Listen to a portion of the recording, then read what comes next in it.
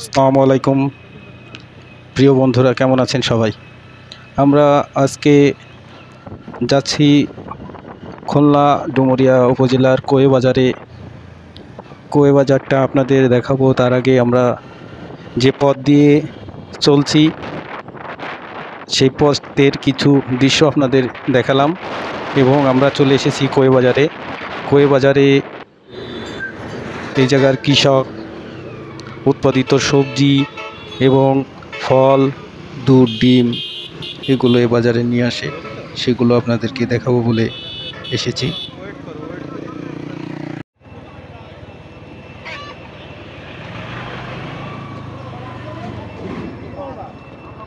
গাছের থেকে নিয়ে আসা এবং আশেপাশে কৃষক যারাই আছে বাড়ি থেকে উৎপাদিত সবজি এবং ক্ষেত থেকে উৎপাদিত সবজি এই বাজারে ওঠায় এবং সব থেকে সাশ্রয়ী মূল্যে পাওয়া যায়। সেজন্য আপনাদের দেখানোর উদ্দেশ্য আমরা কোয়ে বাজার এসেছি।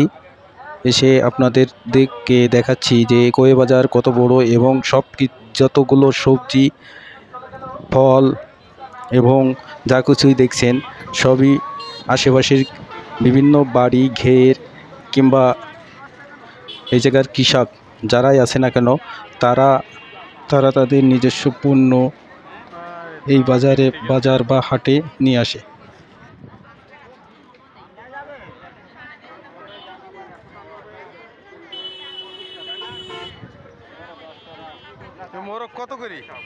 বাড়িতে চাষ করে এবং নিজের বিষমুক্ত সবজি নিয়ে এই বাজারে আসে শুনছি, সেজন্য আপনাদের দেখানোর উদ্দেশ্যে আমরা এই বাজারটা এসেছি এবং দেখাচ্ছি যে এই জায়গায় সব কিছু টাটকা।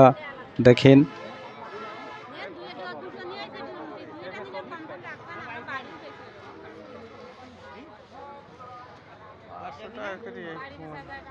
এই ঝুড়িতে যে আম দেখতেছেন এই কৃষকের তার বাড়ির গাছের আম।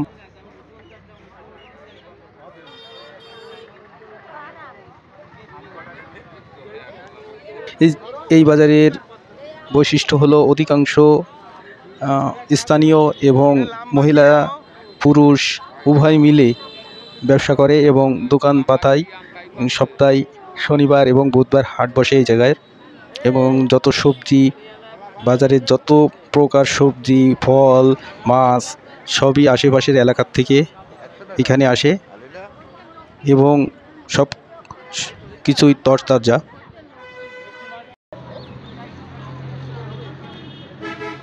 এটা কি একটু হাতে ওঠায়নি তাই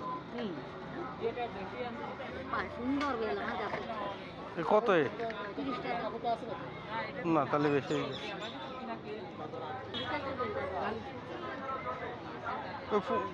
20 টাকা দিই। থাক বাদ দে।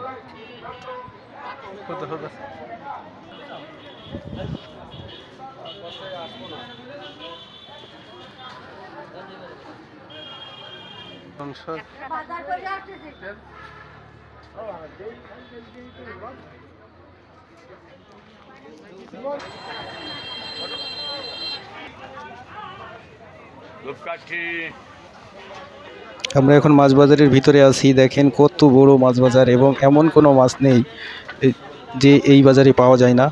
সাগর, নদী, খাল, বিল, দেশীয় মাছ, সাগরের মাছ এবং খাল, বিল থেকে এখানে মাছ আসে এবং কম মূল্যে অন্যান্য খুলনার অন্যান্য বাজার থেকে কম মূল্যে এখানে পাওয়া যায়।